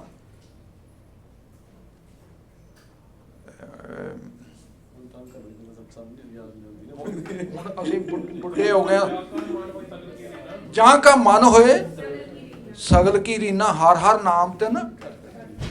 ਹੁਣ ਇਸ ਪੰਕਤੀ ਨੂੰ ਆਪਾਂ ਵਿਚਾਰੀਏ, ਜਾਂ ਕਾ ਸਾਰਿਆਂ ਦੀ ਅਸੀਂ ਤੇ ਰੇਣ ਹੋਣਾ ਸੀ ਤੇ ਅਸੀਂ ਉਹਦੇ ਉੱਤੇ ਕਿੰਤੂ ਪਰੰਤੂ ਕਰ ਰਹੇ ਹਾਂ। ਕਿਹਦੇ ਤੇ?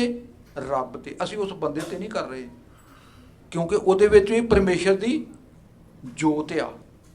ਅਸੀਂ ਆਪਣੇ ਆਪ ਨੂੰ ਉਹਦੇ ਨਾਲੋਂ ਨੀਵਾਂ ਸਮਝਣਾ ਸੀਗਾ, ਪਰ ਅਸੀਂ ਆਪਣੇ ਆਪ ਨੂੰ ਉੱਚਾ ਸਮਝ ਰਹੇ ਹਾਂ, ਉਹਦੇ ਨਾਲ ਹੇਟ ਕਰ ਰਹੇ ਹਾਂ। ਉਹਨੂੰ ਹੇਟ ਉਹਦੇ ਨਾਲ ਕੀਤੀ ਜਾਂਦੀ ਆ ਜਿਹੜਾ ਨੀਵਾਂ ਹੋਏ ਆਪਣੇ ਤੋਂ।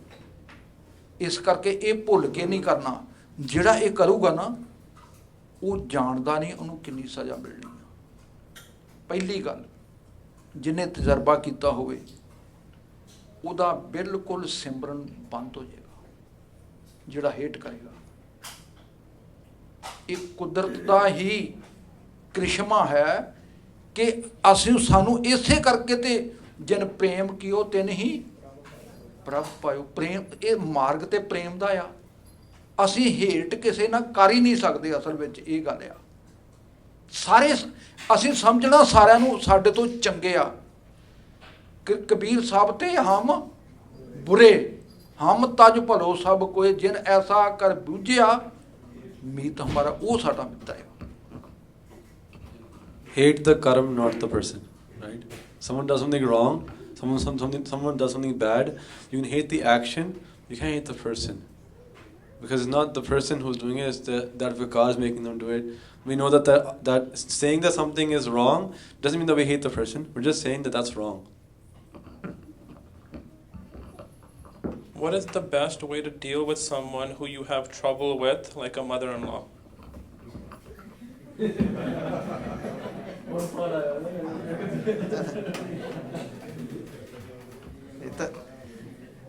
So someone who has to deal with such a mother-in-law should answer this question. So anyways, so ਜਿੱਥੇ ਸਿਰ mother-in-law ਦੀ ਗੱਲ ਨਹੀਂ ਹੈਗੀ, ਹੈ ਨਾ? It's just not about dealing with the mother-in-law. It's about dealing with everybody, है ना? So we can find people around who create trouble for you all the time, है ना? There's always a chance, है ना? Not only the mother-in-law, it can be anybody. It can be a sibling also. It can be your co-worker also. ਤੁਹਾਡਾ boss भी हो सकता है, ਤੁਹਾਡਾ teacher भी हो सकता है. Anybody can be like that, है ना? So just not classify mother-in-law into that category. ਕਿਉਂਕਿ ਬਹੁਤ ਚੰਗੀਆਂ ਵੀ ਹੁੰਦੀਆਂ ਮਦਰ ਲੌਸ ਹੈ ਨਾ, ਗੁਰਸਿੱਖ ਮਦਰ ਲੌ ਵੀ ਹੁੰਦੀਆਂ ਨੇ, ਸੱਸਾਂ ਵੀ ਹੁੰਦੀਆਂ ਜਿਹੜੀਆਂ ਸਾਡਾ ਭਲਾ ਲੋਚਦੀਆਂ ਨੇ। ਸੋ ਡੀਲ ਇੱਕੋ ਗੱਲ ਹੈ ਜੀ, ਆਪਾਂ ਮਹਾਰਾਜ ਦਾ ਹੁਕਮ ਹੈਗਾ ਹੈ, ਜਬ ਧਾਰੈ ਕੋ ਬੈਰੀ ਮੀਤ ਤਬ ਲਗ ਨਿਹਚਲ ਨਾਹੀ ਚੀਤ। ਸੋ ਬੈਰੀ ਮੀਤ ਕਿਵੇਂ ਬਣਦਾ? ਇੱਕ ਦੂਜੇ ਦੇ ਗੁਣ ਔਗੁਣ ਦੇਖਦੇ ਹਾਂ, ਉਹਨਾਂ ਨੂੰ ਵਾਚਦੇ ਹਾਂ, ਉਹਨਾਂ ਦੇ ਅਨੁਸਾਰ ਅਸੀਂ ਆਪਣੇ ਮਨ ਵਿੱਚ ਕਿਸੇ ਦੇ ਬਾਰੇ ਧਾਰਨਾ ਬਣਾ ਲੈਂਦੇ ਹਾਂ। When we look at other peoples shortcomings or their behavior and we create opinion about them, then we create like kind of become hateful about those person. And Guru Sahib says if we have this kind of enmity, है ना, जब तारे को बैरी मीत, है ना, कि कोई this person is my friend, this one is my enemy, if we get into this kind of situation, that means तब लग नेचल ना ही जत we can be peaceful at heart. ਅਸੀਂ ਅੰਦਰੋਂ ਖੁਸ਼ ਨਹੀਂ ਹੋ ਸਕਦੇ, ਸਾਨੂੰ ਪੀਸ ਕਦੇ ਨਹੀਂ ਮਿਲੇਗਾ। So we have to come out of this thing, ਹੈ ਨਾ, ਜੋ ਔਰ ਜਿਹੜਾ ਵੀ ਆਇਆ ਹਰੇਕ ਦਾ ਸੁਭਾਅ ਹੈਗਾ, ਐਂਡ ਦ ਹੈਬਿਟਸ ਦੇ ਕਮ ਫਰੋਮ ਦ ਕਰਮ, ਐਂਡ ਕੋਈ ਉਹਦੇ ਵਿੱਚ ਹਰ ਕਿਸੇ ਦਾ ਜ਼ੋਰ ਨਹੀਂ ਹੁੰਦਾ। So we can always do ardas for such a person. If we think that the person is not so nice or something, we can do ardas for such a person ਵੀ ਗੁਰੂ ਸਾਹਿਬ ਇਹਨੂੰ ਵੀ ਸੁੱਖ ਬਖਸ਼ੇ, ਇਹਦੇ ਅੰਦਰ ਵੀ ਠੰਡ ਪਵੇ, ਇਹਦੇ ਅੰਦਰ ਵੀ ਬੈਰੀ ਮੀਤ ਵਾਲੀ ਭਾਵਨਾ ਖਤਮ ਹੋਵੇ, ਤੇ ਇਹਦਾ ਵੀ ਨੇਚਰ ਚੀਤ ਹੋਵੇ, ਤੇ ਅਸੀਂ ਸਾਰੇ ਸੁਖੀ ਵਸ ਸਕੀਏ। That's Gursikh's way of life. We respect everybody, and even if it's somebody who's an adversary, ਜਿਵੇਂ ਇਹਨਾਂ ਨੇ ਕਿਹਾ ਸੀ, ਅਸੀਂ ਜਿਹੜੇ ਜ਼ਾਲਮ ਦੇ ਨਾਲ ਨਹੀਂ, ਅਸੀਂ ਸਾਡੀ ਦੁਸ਼ਮਣੀ ਜ਼ੁਲਮ ਦੇ ਨਾਲ ਦੁਸ਼ਮਣੀ ਹੈ। ਹਾਂਜੀ, ਤਾਂ ਭਾਈ ਸਾਹਿਬ ਜੀ ਦੀ ਲਿਖਤ ਵਿੱਚ ਵੀ ਆਉਂਦਾ ਹੈ, ਗੁਰੂ ਕਾ ਖਾਲਸਾ, ਜੋ ਗੁਰੂ ਮਹਾਰਾਜ ਜੇ ਕਿਸੇ ਜ਼ੁਲਮੀ ਨੂੰ ਮਾਰਿਆ ਨਾ, ਜੇ ਯੁੱਧ ਵਿੱਚ ਮਾਰਿਆ, ਉਹ ਜ਼ੁਲਮ ਨਹੀਂ ਮਾਰਿਆ, ਕਿਉਂਕਿ ਉਹ ਜ਼ੁਲਮੀ ਇੰਨਾ ਵੱਧ ਹੋ ਗਿਆ ਸੀਗਾ ਵੀ ਉਹਦੀ ਦੁਸ਼ਟਤਾ ਖਤਮ ਕਰਨੀ ਸੀਗੀ, ਹੈ ਨਾ, ਕਿਉਂਕਿ ਹੋਰ ਵਾਰ ਹੁਣ ਤੰਗ ਕਰਦਾ। ਸੋ we look into how we can help the person come out of that situation. ਜੇ ਕੁਛ ਨਹੀਂ ਹੁੰਦਾ, do ardas and keep yourself at peace, ਨਾ, ਦੂਜਿਆਂ ਦਾ ਬਿਹੇਵੀਅਰ ਤੁਹਾਡੇ ਮਨ ਦਾ ਸਥਿਤੀ, your peace of mind should affect it, ਹੈ ਨਾ। ਸੋ ਗੁਰਬਾਣੀ, ਸਿਮਰਨ, ਪਾਠ, ਸਤਸੰਗਤ, ਇਹ ਸਾਡਾ ਨੇਚਰ ਚੀਤ ਬਣਾਉਂਦੀ ਹੈ। So controversial question. The question is 3 words. Why no Ragamala?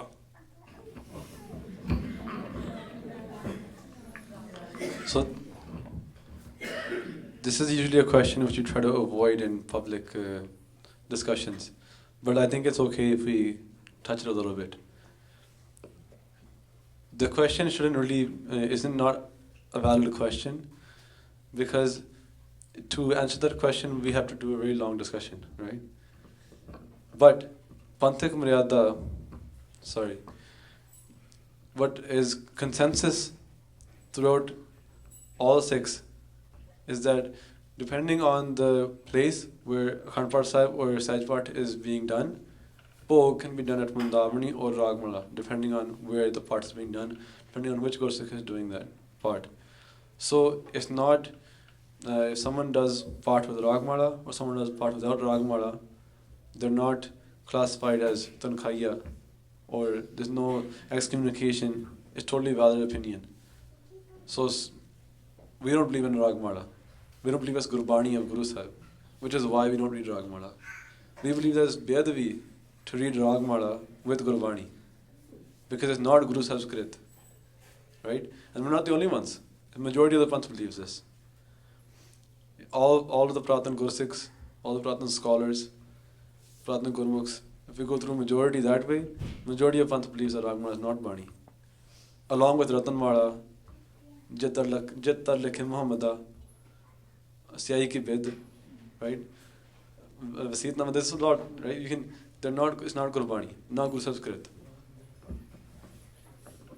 ਹਾਂਜੀ, ਇਹਦਾ ਮਤਲਬ ਕਿ ਆਪਣਾ ਗੁਰੂ ਮਤਲਬ ਗਾਤਾ ਲੱਗੇ ਨਾ, ਕੋਈ ਆਪਣਾ ਗੁਰੂ ਸਾਹਿਬ ਇੰਨੇ ਸਮਰੱਥ ਨਹੀਂ ਸੀ ਕਿ ਵੀ ਉਹਨਾਂ ਦੇ ਗ੍ਰੰਥ ਵਿੱਚ ਕੋਈ ਹੋਰ ਆ ਕੇ ਬਣ ਗਿਆ ਤੇ ਕਰ ਗਿਆ, ਜਾਂ ਫਿਰ ਆਪਾਂ ਆਪਣਾ ਗੁਰੂ ਸਾਹਿਬ ਬਚਾ ਨਹੀਂ ਸਕਦੇ ਪੁਰਾਤਨ ਟਾਈਮ ਤੇ। ਇਹ ਸਾਡੀ ਆਪਣੀ ਗੱਲ ਤੇ। ਹਾਂਜੀ, ਸੋ ਬੈਸਟ ਇਜ਼ ਜਿਹੜੀ ਇਹ ਡਿਸਕਸ਼ਨ ਆ, someone wants to discuss it further, ਆਪਾਂ ਪਰਸਨਲੀ ਬੈਠ ਕੇ ਗੱਲ ਕਰ ਲਾਂਗੇ, ਸਾਰਿਆਂ ਵਿੱਚ ਗੱਲ ਕਰਨ ਦੀ ਕੋਈ ਲੋੜ ਨਹੀਂ ਹੁੰਦੀ। ਜੇ ਕੋਈ ਕਿਸੇ ਮਨ 'ਚ ਹੈਗਾ ਸਵਾਲ, I don't mind, ਮੈਂ ਸਾਰਾ I can sit with you whenever, day and night, no problem, ਬਹਿ ਜਾਵਾਂਗੇ, ਗੱਲਬਾਤ ਕਰ ਲਾਂਗੇ। ਹਾਂਜੀ ਹਾਂਜੀ, ਦਿੱਲੀ ਕੇ ਵਿੱਚ ਸਭ ਤੇਰੀ ਆਗਿਆ ਵਿੱਚ ਚਲता है। ਹਾਂਜੀ ਨਾਲ ਹੀ ਇੱਕ ਹੋਰ ਪੰਕਤੀ ਹੁੰਦੀ ਦੀ ਅੱਧੀ ਯਾਦ ਹੈ ਮੈਨੂੰ ਕਿ ਮਾਨਸ ਕੀ ਬਾਤ ਕਰਦਾ ਏਕੇ ਪਹਿਚਾਨ ਹੋ। ਕਿਉਂਕਿ ਪੁਰਾਤਨ ਟਾਈਮ ਤੇ ਵੀ ਜਿਵੇਂ ਗੁਰੂ ਗੋਬਿੰਦ ਸਿੰਘ ਜੀ ਗੁਰੂਆਂ ਦੇ ਲੰਗਰ ਲਾਏ ਜੋ ਵੀ ਹੋਇਆ ਸਾਰੇ ਇਕੱਠੇ ਹੋ ਕੇ ਲੰਗਰ ਛਕਦੇ ਸੀ। ਉਹ ਫਿਰ ਜਿਹੜੀ ਆਪਾਂ ਕੀ ਕਹਿੰਦੇ ਹਾਂ ਪਰੰਪਰਾ ਉਹ ਹੁਣ ਕੇ ਖਤਮ ਕਰਤੀ ਹੈ। ਮੈਂ ਕਈ ਦੇਖੇ ਗੁਰਸਿੱਖ ਵੀ ਉਹ ਕੁਛ ਸੰਗਤ ਵਿੱਚ ਜਾਂਦੇ ਆ ਕੁਛ ਚ ਨਹੀਂ ਜਾਂਦੇ। ਪਰ ਉਹ ਚੀਜ਼ਾਂ ਉਹ ਡਿਫਰੈਂਸਿਸ ਕਾਤੋਂ ਆ ਗਏ ਵੀ ਆਪਾਂ ਇੱਕ ਸ਼ਬਦ ਥੱਲੇ ਇਕੱਠੇ ਕਿਉਂ ਨਹੀਂ ਹੋ ਰਹੇ ਸਾਰੇ। ਪਹਿਲੀ ਗੱਲ ਆ ਕਿ ਮੈਨੂੰ ਲੱਗਦਾ ਨਹੀਂ ਕਿ ਕੋਈ ਵੀ ਗੁਰਸਿੱਖ ਇੱਦਾਂ ਪ੍ਰਚਾਰ ਕਰਦਾ ਹੋਊਗਾ ਕਿ ਇਕੱਠੇ ਨਹੀਂ ਬੈਠਣਾ ਚਾਹੀਦਾ ਜਾਂ ਇਕੱਠੇ ਨਹੀਂ ਹੋਣਾ ਚਾਹੀਦਾ। ਇੱਦਾਂ ਜੇ ਕੋਈ ਕਿਸੇ ਵਿੱਚ ਵਖਰੇਵੇਂ ਆ ਰਹੇ ਨੇ ਤੇ ਆਪਣਾ ਮਤਲਬ ਇੱਦਾਂ ਚਾਹੀਦਾ ਵੀ ਦਿਲ ਵੱਡਾ ਰੱਖਣਾ ਚਾਹੀਦਾ। ਜੇ ਕੋਈ ਵਖਰੇਵਾਂ ਹੈਗਾ ਉਹ ਵਖਰੇਵੇਂ ਭੁੱਲ ਕੇ ਆਪਾਂ ਜਦੋਂ ਕਿਤੇ ਕੀਰਤਨ ਦਰਬਾਰ 'ਚ ਬੈਠੇ ਇਕੱਠੇ ਬੈਠਦੇ ਆਪਾਂ ਹੈ ਨਾ, ਕੀਰਤਨ ਇਕੱਠੇ ਕਰੀਏ, ਨਾਮ ਇਕੱਠੇ ਜਪੀਏ, ਗੁਰਬਾਣੀ ਦਾ ਪਾਠ ਇਕੱਠੇ ਕਰੀਏ, ਅਤੇ ਜਿਹੜੇ ਵਖਰੇਵੇਂ ਨੇ ਉਹਨਾਂ ਨੂੰ ਭੁੱਲ ਕੇ ਇਕੱਠੇ ਹੋਣਾ ਚਾਹੀਦਾ। ਪਰ ਇਹ ਕਿਉਂ ਹੁੰਦਾ? ਵਿਕਾਰਾਂ ਕਰਕੇ ਹੁੰਦਾ, ਹਉਮੈ ਕਰਕੇ ਹੁੰਦਾ, ਰਾਈਟ। ਸੋ ਇਹ ਗੱਲ ਗੁਰੂ ਸਾਹਿਬ ਕਿਰਪਾ ਕਰਨ ਸਾਰਿਆਂ 'ਤੇ ਅਸੀਂ ਠੀਕ ਹੋਈਏ। ਤੁਸੀਂ ਸ਼ਕਨ ਦੇ ਉੱਤੇ ਸ਼ਾਇਦ ਪੁਆਇੰਟਡ ਕੁਐਸਚਨ ਸੀ ਤੁਹਾਡਾ, ਜਿਸ ਤਰ੍ਹਾਂ ਇਕੱਠੇ ਛਕਦੇ ਨਹੀਂ ਹੈਗੇ। ਹਾਂ ਓਕੇ, ਦੇਖੋ ਤੁਸੀਂ ਰਹਿਤ ਮਰਿਆਦਾ ਪੜ੍ਹੋਗੇ ਉਹ 'ਚ ਬਹੁਤ ਸਪਸ਼ਟ ਲਿਖਿਆ ਹੋਇਆ ਗੁਰੂ ਕਾ ਲੰਗਰ ਜਿਹੜਾ ਹੈ ਅੰਮ੍ਰਿਤਧਾਰੀ ਗੁਰਸਿੱਖ ਹੀ ਤਿਆਰ ਕਰੇ, ਹੈ ਨਾ।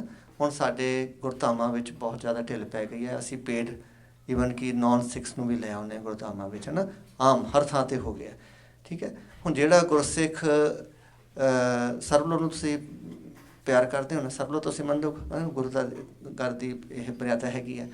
ਹੁਣ ਜਿਹੜਾ ਗੁਰਸਿੱਖ ਨੇ ਗੁਰੂ ਦੀ ਰਹਿਤ ਨੂੰ ਸੰਭਾਲਿਆ, ਅੰਮ੍ਰਿਤਧਾਰੀ ਹੀ ਤਿਆਰ ਕਰਨ ਔਰ ਸਰਬਲੋ ਵਿੱਚ ਤਿਆਰ ਹੋਣ ਕਰਨ, ਉਹ ਗਲਤ ਹੋਏ ਕਿ ਜਿਨ੍ਹਾਂ ਨੇ ਇਸ ਮਰਿਆਦਾ ਨੂੰ ਛੱਡ ਕੇ ਹੋਰ ਤਰੀਕੇ ਨਾਲ ਲੰਗਰ ਤਿਆਰ ਕਰਤਾ।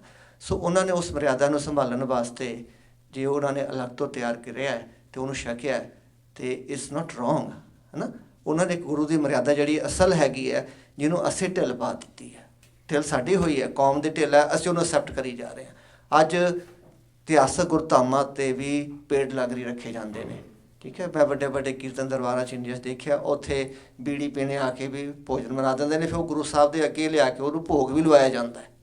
Is it possible? ਕਰ ਸਕਦੇ ਆ ਉਹਨੂੰ, ਕਹਿੰਦੇ ਹੁਣ ਲਾਵੋ ਭੋਗ ਹਰ ਰਾਏ, ਤਿਆਰ ਕਿਸੇ ਨੇ ਕੀਤਾ, ਸਿਰ ਗੁੰਮ ਨੇ, ਨੜੀਵਾਰ ਨੇ, ਅਤੇ ਉਹਨੂੰ ਲਿਆ ਕੇ ਗੁਰੂ ਦੀ ਹਜ਼ੂਰੀ 'ਚ ਉਹਦਾ ਭੋਗ ਵੀ ਲਾਤਾ, ਉਹ ਲੰਗਰ ਹੋ ਸਕਦਾ ਗੁਰੂ ਕਾ? ਨਹੀਂ ਹੋ ਸਕਦਾ। ਫਿਰ ਜਿੱਥੇ ਤੁਹਾਨੂੰ ਇਸ ਚੀਜ਼ ਦਾ ਸਪਸ਼ਟ ਨਹੀਂ ਹੈ ਵੀ ਇਹ ਲੰਗਰ ਗੁਰਮਤਿ ਮਰਿਆਦਾ ਅਨੁਸਾਰ ਤਿਆਰ ਹੋਇਆ, ਉੱਥੇ ਤੁਸੀਂ ਨਹੀਂ ਛਕਦੇ, then you are doing right, you are not doing wrong. ਸਾਡੀ ਕਿਉਂਕਿ ਅਸੀਂ ਹੁਣ ਪ੍ਰਚਲਿਤ ਹੋ ਗਿਆ, ਸਾਰੇ ਪਾਸੇ ਫੈਲ ਗਿਆ, ਇੱਕ ਢਿੱਲ ਵਰਤ ਗਈ ਹੈ, ਅਸੀਂ ਉਹਨੂੰ ਜਨਰਲਾਈਜ਼ ਕਰਕੇ ਉਹਨੂੰ ਅਸੈਪਟ ਕਰ ਲਿਆ। ਸੋ ਜਿਹੜਾ ਅਸਲ ਹੈਗਾ, ਜਿਹੜਾ ਸਹੀ ਮਰਿਆਦਾ ਸੀ, ਉਹ ਸਾਨੂੰ ਗਲਤ ਲੱਗਣ ਲੱਗ ਪਈ ਹੈ, ਠੀਕ ਹੈ। ਇਸ ਤਰ੍ਹਾਂ ਆ ਭਈ ਵਾਰਸ ਸਾਡਾ ਪੰਥ ਦਾ ਉਹ ਆ ਜਿਹਨੇ ਸਾਨੂੰ ਹੁਕਮ ਕੀਤਾ ਆ ਵੀ ਗੁਰਸਿੱਖ ਕੌਣ ਆ, ਦੀ ਰਹਿਤ ਬੈਤ ਕੀ ਆ। ਕਲਗੀਧਰ ਪਾਤਸ਼ਾਹ ਨੇ ਜੋ ਰਹਿਤ ਬੈਤ ਦਿੱਤੀ ਹੈ ਸਾਨੂੰ, ਜੇ ਸਿੱਖ ਨੇ ਉਹਦੇ ਮੁਤਾਬਕ ਕੰਮ ਕੀਤਾ ਆ, ਚਾਹੇ ਉਹ ਜਗਤ ਨਾਲੋਂ ਵੱਖਰਾ ਆ। ਕਿਸ ਤਰ੍ਹਾਂ? ਮਹਾਰਾਜ ਨੇ ਕਿਹਾ ਵਾ, ਰਹਿਤ ਪਿਆਰੀ ਮੁਝ ਕੋ ਸਿੱਖ ਪਿਆਰਾ ਨਾ ਹੈ, ਰਹਿਣੀ ਰਹੇ ਸੋਈ ਸਿੱਖ ਮੇਰਾ। ਗੁਰੂ ਦਾ ਸਿੱਖ ਕੌਣ ਆ? ਜਿਹੜਾ ਰਹਿਤ ਬੈਤ ਵਿੱਚ ਰਹਿੰਦਾ। ਸਾਨੂੰ ਅਕਾਲ ਤਖਤ ਸਾਹਿਬ ਤੋਂ ਜਿਹੜੀ ਰਹਿਤਨਾਮਾ ਛਪਿਆ ਆ, ਰਹਿਤ ਮਰਿਆਦਾ ਆ, ਉਹਦੇ ਵਿੱਚ ਲਿਖਿਆ, ਸਪਸ਼ਟ ਲਿਖਿਆ ਆ, ਸਿੱਖ ਦੀ ਰੋਟੀ ਤੇ ਬੇਟੀ ਦੀ ਸਾਂਝ ਸਿੱਖ ਨਾਲ, ਰਾਈਟ। ਪਤਤ ਆਦਮੀ ਤਨਖਾਹੀਆ ਰਾਮ ਰਾਈਏ ਧੀਰ ਮਲੀਏ, ਇਹਨਾਂ ਨਾਲ ਨੜੀ ਮਾਰ ਕੁੜੀ ਮਾਰ ਸਿਰ ਗੁੰਮ, ਇਹਨਾਂ ਨਾਲ ਵਰਤੋਂ ਵਿਹਾਰ ਨਹੀਂ ਕਰਨਾ। ਗੁਰਸਿੱਖ ਦਾ ਇਹਨਾਂ ਦੇ ਨਾਲ ਮੇਲ ਜੋੜ, ਉਹ ਵਰਤੋਂ ਵਿਹਾਰ ਹੋਰ ਅਸੀਂ ਕਿਹੜਾ ਕਰਨਾ ਉਹਨਾਂ ਨਾਲ। ਰੋਟੀ ਬੇਟੀ ਦੀ ਸਾਂਝ ਜਿਹੜੀ ਆ ਉਹ ਖਾਲਸੇ ਦੀ ਖਾਲਸੇ ਨਾਲ। ਹੁਣ ਜੇ ਉੱਥੇ ਲੰਗਰ ਵਿੱਚ ਮੋਨੇ ਬੰਦੇ ਤਿਆਰ ਕਰ ਰਹੇ ਆ, ਉਹ ਸਾਨੂੰ ਦਿਸਦੇ ਆ। ਜੇ ਉੱਥੇ ਤਨਖਾਹੀਆ ਬੰਦਾ ਆ ਕੋਈ, ਉਹਦੇ ਮੱਥੇ ਤੇ ਕੁਛ ਨਹੀਂ ਲਿਖਿਆ ਵੀ ਇਹ ਤਨਖਾਹੀਆ। ਜੇ ਕਿਸੇ ਨੇ ਕੁੜੀ ਮਾਰੀ ਆ, ਅਸੀਂ ਕੋਈ ਡਿਫਰੈਂਸ਼ੀਏਟ ਨਹੀਂ ਕਰ ਸਕਦੇ ਕਿ ਇਹ ਬੰਦਾ ਕੁੜੀ ਮਾਰਿਆ। ਸਵਾਏ ਇਸ ਦੇ ਕਿ ਜਿਹੜਾ ਬੰਦਾ ਉਹਨੂੰ ਜਾਣਦਾ ਨਹੀਂਗਾ। ਆਪਾਂ ਸਾਰੀ ਸੰਗਤ ਜਾਣਦੀ ਨਹੀਂ ਲੰਗਰ ਛਕਦੀ। ਜਿਹੜੇ ਵਿਚਾਰੇ ਸ਼ਰਧਾਲੂ ਆਉਂਦੇ ਉਹਨਾਂ ਨੂੰ ਪਤਾ ਵੀ ਨਹੀਂ ਲੰਗਰ ਕੌਣ ਤਿਆਰ ਕਰ ਰਿਹਾ। ਇਸ ਕਰਕੇ ਗੁਰੂ ਸਾਹਿਬ ਦਾ ਜੋ ਹੁਕਮ ਆ ਉਹਦੇ ਮੁਤਾਬਕ ਅਸੀਂ ਗੁਰਸਿੱਖ ਨੇ ਚੱਲਣਾ ਆ, ਨਾ ਕਿ ਲੋਕਾਂ ਦੇ ਮਗਰ ਲੱਗਣਾ ਆ। ਜੇ ਬਹੁਤੇ ਬੰਦੇ ਗੁਰਸਿੱਖੀ ਤੋਂ ਉਲਟ ਕਰ ਰਹੇ ਆ ਤੇ ਇਹਦਾ ਮਤਲਬ ਇਹ ਤਾਂ ਨਹੀਂ ਗਾ ਕਿ ਉਹ ਸਿੱਖੀ ਦੀ ਰਹਿਤ ਬਣ ਗਈ ਆ।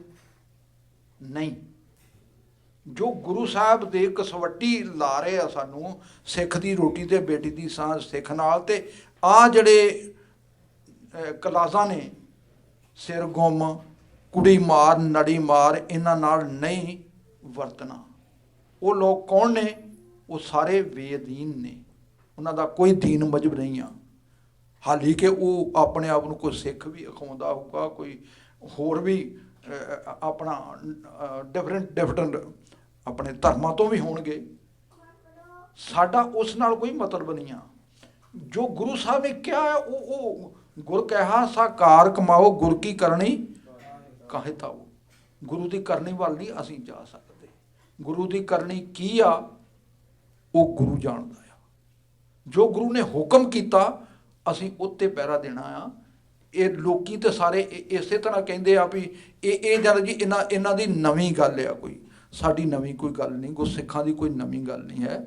ਉਹ ਤੇ ਜੋ ਗੁਰੂ ਕਹਿ ਰਿਹਾ ਉੱਤੇ ਪਹਿਰਾ ਦੇ ਰਹੇ ਆ।